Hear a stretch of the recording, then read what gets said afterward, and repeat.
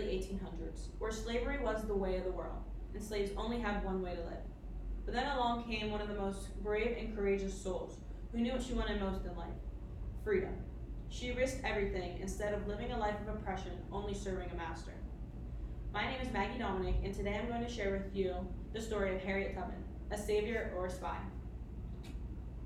Stated in a write-up in the National Women's History Museum, and also in another article from Scott King, Coretta, and M.W. Taylor, Tubman was born Armida Ross to her parents, Benjamin Ross and Harriet Green. They were said to be from a West Ashanti African tribe and brought over to the States on a boat and sold into the slave trade. Tubman's exact birth date was not known, but she was born into slavery in the state of Maryland. Later on in Tubman's life, she took on her mother's name, Harriet, which she is known for and her legacy is tied to.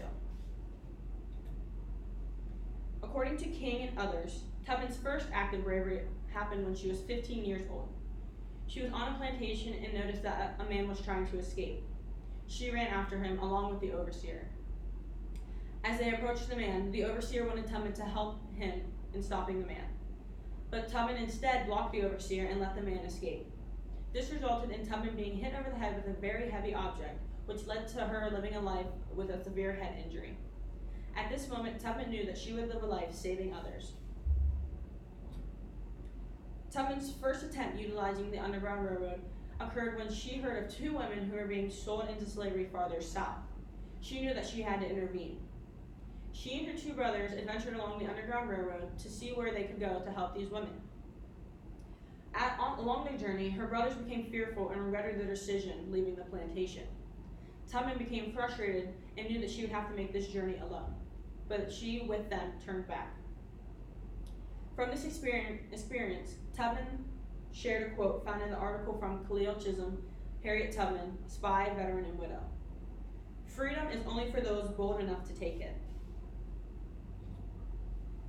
King, Coretta, and Taylor also shared later that Tubman herself was being sold into slavery. She knew she had to act fast.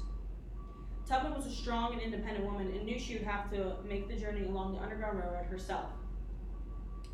Tubman directly said, "There was one of two things that I had the right to: liberty or death.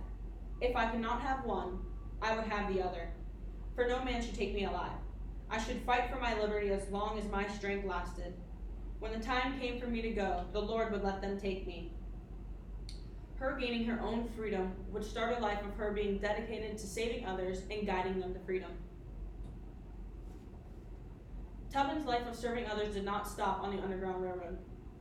She would later help the Union in defeating the Confederates in the Civil War. She was sent along the Underground Railroad that she knew so well from saving many others, and collected information that the Union could use against the Confederates to win over them. According to Khalil Chisholm, in 1861, Tubman served as a spy, nurse, and cook for the soldiers that were stationed in South Carolina. Also, she was one of the first women who led soldiers to an attack. On June 2nd, 1863, she led men in South Carolina down the Combahee River to a plantation where they would set it in flames and burn the plantation down.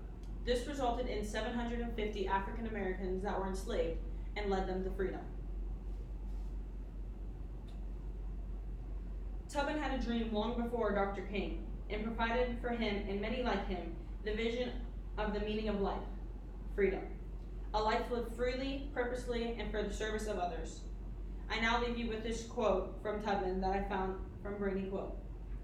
"Every great dream begins with a dreamer. Always remember, you have within you the strength, the patience, and the passion to reach for the stars and to change the world."